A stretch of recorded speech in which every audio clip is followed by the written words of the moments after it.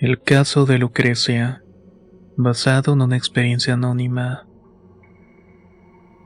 Quiero compartir lo que le sucedió a la esposa de un amigo, mejor dicho, de un compañero de universidad que actualmente es cardiólogo en un complejo hospitalario. Esto pasó hace unos 20 años aproximadamente en el 2004. Por motivos de privacidad y discreción había querido mantenerlo en el anonimato, pero después de estos años he podido hablar con las personas involucradas y cuento con el permiso para contar esta historia. Lucrecia y su esposo llegaron solicitando mis servicios como psiquiatra. Querían ayuda para su esposa y poder dar solución a una serie de padecimientos que se venían presentando desde hacía un tiempo. En los últimos meses habían mantenido ciertas molestias, que por lo que me contó iniciaron en una ocasión en la que fue una boda que se celebró en la misma iglesia donde se habían casado.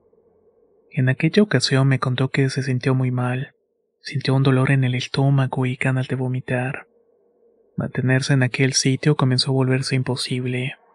Las articulaciones inferiores se le paralizaron impidiéndole andar o moverse. Solo después de que todos salieron el padre terminó de oficiar la misa, ella comenzó a sentirse un poco mejor, al menos como para retirarse y volver a casa.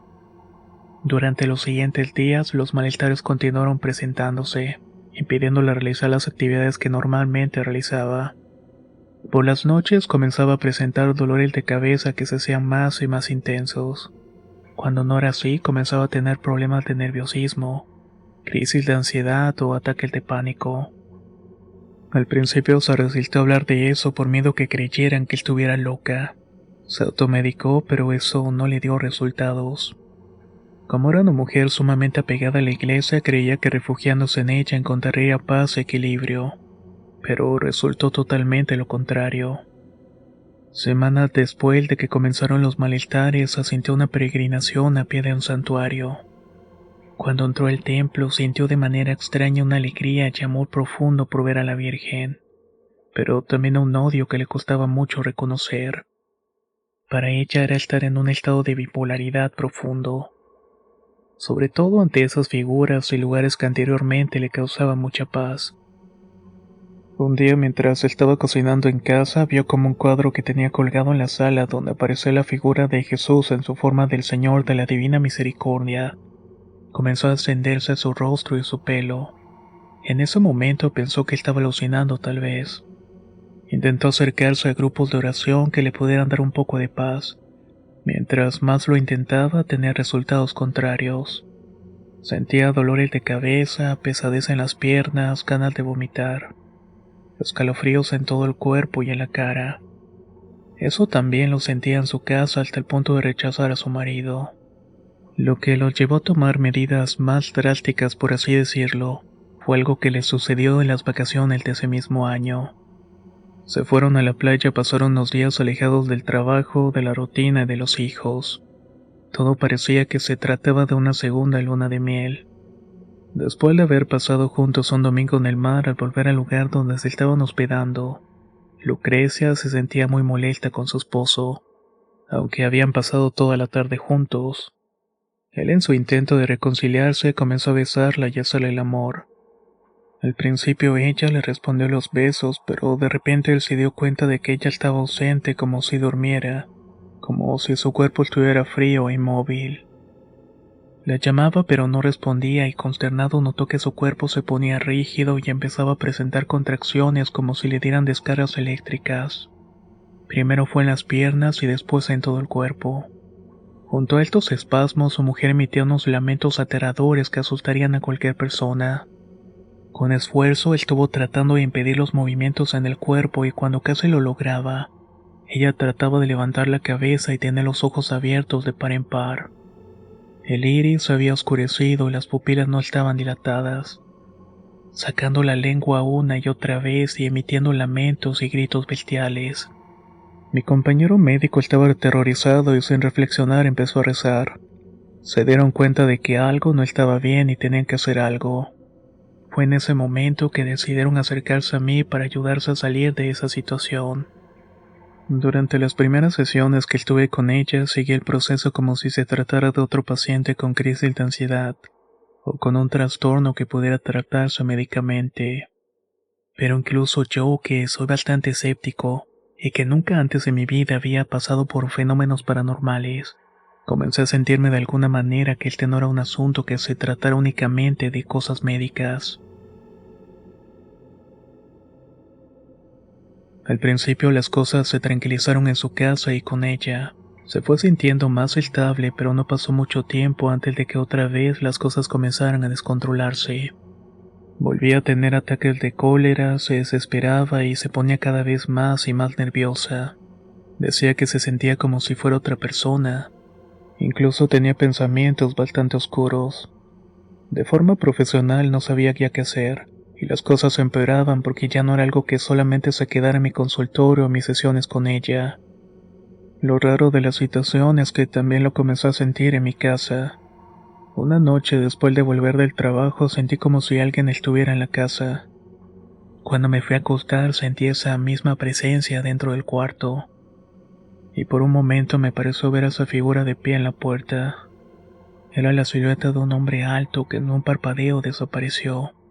Tuve que tomar medicamentos para poder dormir esa vez, pero al despertar la mañana siguiente tenía el hombro y parte de la espalda totalmente arañados. No volví a ver nada después de esa noche, pero la sensación de que había alguien en mi casa se mantuvo de forma constante. No había duda de que todos esos acontecimientos tenían que ver con mi relación con Lucrecia, porque comenzaron a suceder después de tener tiempo de tratarla. Después de eso tuve que reconocer, incluso en contra de mis creencias, que esa situación iba más allá de lo que podía ser.